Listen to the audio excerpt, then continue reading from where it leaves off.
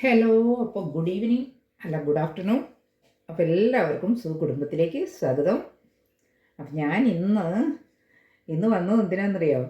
ഞാൻ രണ്ട് ദിവസം മുന്നേ ഞാനൊരു വീഡിയോ കണ്ടു, നമ്മുടെ ഷൈനി ഷെഫിൻ്റെ.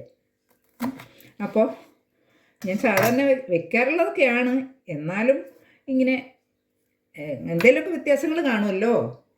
അപ്പോൾ ഞാൻ വിചാരിച്ച് ഇന്ന് അതൊന്ന് ട്രൈ ചെയ്ത് നോക്കാമെന്ന് വിചാരിച്ച്. എന്താ, വേറൊന്നുമല്ല, ഒരു ചേന, ഒരു നാടൻ ഒഴിച്ചുകറി.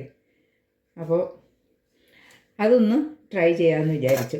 അപ്പോൾ ഞാൻ ചേനയൊക്കെ കട്ട് ചെയ്ത് ഷൈനി പറഞ്ഞ പോലെ തന്നെ കട്ട് ചെയ്ത് വെച്ചിട്ടുണ്ട്. പിന്നെ അതിലേക്കൊരു 4-5 പച്ചമുളക്, നല്ല എരിയുള്ള പച്ചമുളകാണ്. പച്ചമുളക്, മഞ്ഞൾപ്പൊടി ഇട്ടു, ഉപ്പിട്ടിട്ടുണ്ട്. പിന്നെ എത്രയൊക്കെ ഉള്ളു. എന്നിട്ട് കുറച്ച് വെള്ളം ഒഴിച്ച്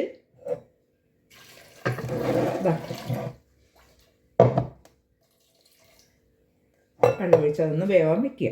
ഓക്കെ. അപ്പോൾ ഒരു വിസിൽ മതിയെന്നല്ലേ പറഞ്ഞേ.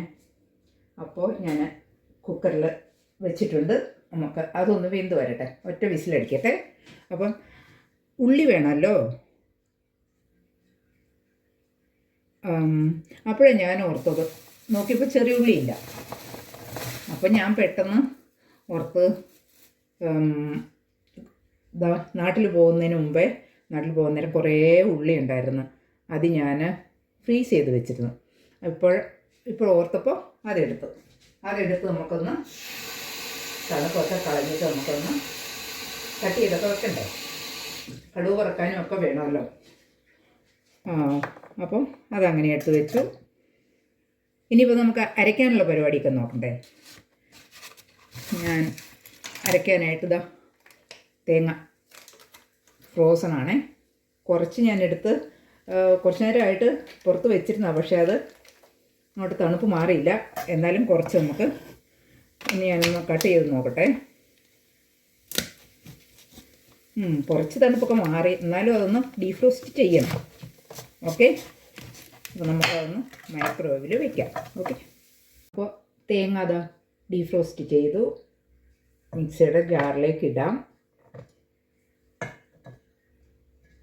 പിന്നെ എന്താണ് ഷൈനി, വേറെന്തായിരുന്നു? മുളക് പൊടി അല്ലേ? മുളക് പൊടി കയ്യിൽ നിന്ന് കരുകട്ടെ. തേങ്ങ, മുളക് പൊടി 1 ടീസ്പൂൺ അല്ലേ? അളവൊന്നും ഇല്ല, എന്നാലും മുളക് പൊടി. പിന്നെ വേറെന്താണ്? ജീരകം, കുരുമുളക്,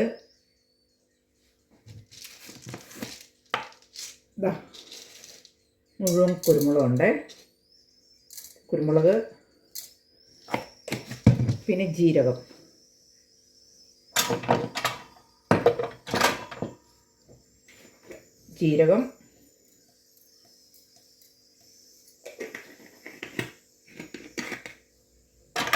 പിന്നെ വേറെന്തായിരുന്നു? വെളുത്തുള്ളി അല്ലേ? അപ്പോൾ ഉള്ളി, പിന്നെ വെളുത്തുള്ളി അല്ലേ? ഓക്കെ. അപ്പോൾ ഏകദേശം നമ്മളുടെ ചേന ഒഴിച്ചു കൂട്ടാൻ റെഡി ആയിട്ടുണ്ട്. കാണാമോ? കാണാൻ പാടില്ല അല്ലേ? ഓക്കെ. ഇതെല്ലാം കടുക് വറുത്തൊക്കെ കഴിഞ്ഞിട്ട് കാണിക്കാം കേട്ടോ. അപ്പം എല്ലാം പറഞ്ഞ പോലെയൊക്കെ ചെയ്തിട്ടുണ്ട്. ഇനി അതിൻ്റെ പച്ചമണമൊക്കെ ഒന്ന് മാറട്ടെ, അരപ്പ് തേങ്ങയുടെയൊക്കെ. പക്ഷേ ഞാൻ ചെയ്യുന്നതിലും കുറച്ച് വ്യത്യാസമുണ്ട്. ഞാൻ കുരുമുളക് ഉപയോഗിക്കാറില്ല, പിന്നെ മുളക് പൊടി ഉപയോഗിക്കാറില്ല. മുളക് പൊടിയും കുരുമുളകും ഞാൻ ഇടാറില്ല. പിന്നെ എന്താണ്, ബാക്കിയെല്ലാം ഓക്കെ. അപ്പോൾ അതൊന്ന് പച്ചമണമൊക്കെ ഒന്ന് മാറട്ടെ. അപ്പോൾ കടുക് വറുക്കാനായിട്ട് ഞാൻ ഇവിടെ വെച്ചിട്ടുണ്ട്. അപ്പോൾ ഏകദേശം എല്ലാം റെഡി ആയിട്ടുണ്ട്. അതിൻ്റെ പച്ചമണമൊക്കെ മാറി, ഉപ്പൊക്കെ ഞാൻ നോക്കിയായിരുന്നു, എല്ലാം കറക്റ്റാണ്. പിന്നെ കടുക് വറുക്കാം. കടുക് വറുക്കാനായിട്ട് കടുകിട്ടു.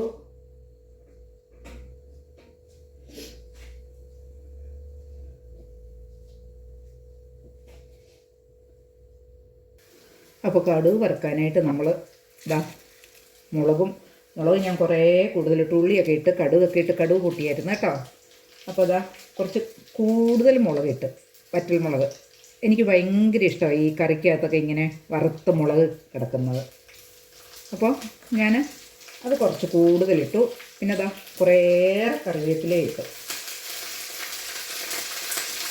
എന്താ സ്മെല്ല്! ആഹാ! കറിവേപ്പിലയ്ക്കകത്ത് ശകലം വെള്ളം ഉണ്ടായിരുന്നേ, ഞാൻ കഴുകി വെച്ചിട്ടുണ്ട്. പക്ഷേ അതാണ് ഈ സൗണ്ട്.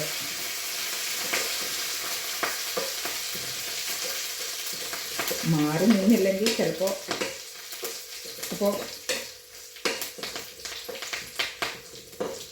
എല്ലാം ഓക്കെ. തീ എന്നിട്ട് കുറയ്ക്കല്ല, ഓഫ് ചെയ്ത് കേട്ടോ. അപ്പോൾ ഇനി നമുക്ക് ഇതങ്ങോട്ട് എടുത്തതിലേക്കിടാം.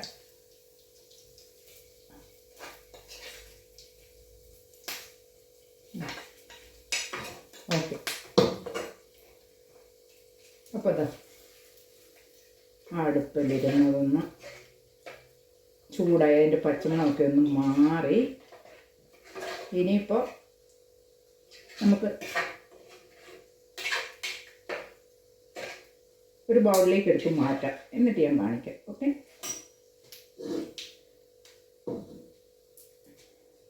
ഒത്തിരി ഓക്കെ.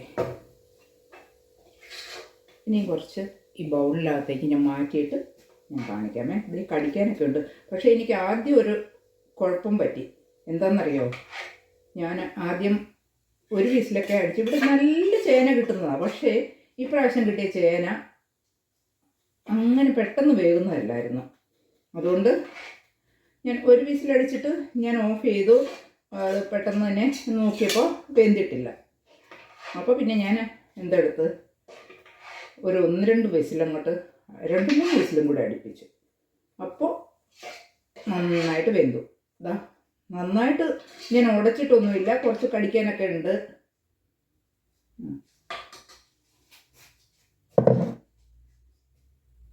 ഓഫ് ചെയ്തു. അപ്പോൾ അതാ ഈ കടുവ് ഇതും കൂടെ അങ്ങോട്ട് ഇടാം. ഇതൊക്കെ ഷൈനി പറഞ്ഞതാണേ, അല്ലെങ്കിൽ ഞാനിങ്ങനെ കടുക് വറുത്ത് ഞാൻ അങ്ങോട്ട് എൻ്റെ മേളിലോട്ട് ഇടുകയുള്ളൂ. അപ്പോൾ ബൗളിനകത്ത് എടുത്ത് വെച്ച് ഇങ്ങനെ കടുകൊക്കെ വറുത്ത് ഇങ്ങനെയൊക്കെ ഒന്ന് കാണുമ്പോഴേക്കും നല്ലൊരു ഭംഗിയല്ലേ. അപ്പോൾ അങ്ങനെ നിങ്ങളൊന്ന് കാണിക്കാമെന്ന് വിചാരിച്ചു. അപ്പോൾ ഞാൻ ഉപ്പൊക്കെ നോക്കി എല്ലാം പാകത്തിനുണ്ട്. എല്ലാം നല്ല കറക്റ്റാണ്, നല്ല സൂപ്പറാണ്. ഇത് നിങ്ങളൊക്കെ ഒന്ന് ട്രൈ ചെയ്ത് നോക്കണം. ഇത് മാറ്റി വയ്ക്കട്ടെ. അപ്പോൾ നിങ്ങളിത് ഒന്ന് ട്രൈ ചെയ്ത് നോക്കണം. ദാ കണ്ടോ കാണാമല്ലോ അല്ലേ. അപ്പോൾ തീർച്ചയായിട്ടും ഈ കറി നിങ്ങളൊന്ന് ട്രൈ ചെയ്ത് നോക്കണം. ഞാനിത് വെക്കാറുണ്ട്, പക്ഷേ ഷൈനി വെക്കുന്നതിൽ നിന്നും കുറച്ചൊക്കെ വ്യത്യാസമുണ്ട്. ചില സാധനങ്ങളൊന്നും ഞാൻ ഉപയോഗിക്കാറില്ല. പക്ഷേ ഇതിപ്പം അതുപോലെ തന്നെ ഒന്ന് വെച്ച് നോക്കിയതാണ്. അപ്പം ഞാൻ നോക്കി, നല്ല സൂപ്പർ അടിപൊളിയാണ്. അപ്പോൾ ഇതിൻ്റെ ക്രെഡിറ്റ് പോകുന്നത് നമ്മുടെ ഷൈനിക്ക്. ആഹാ,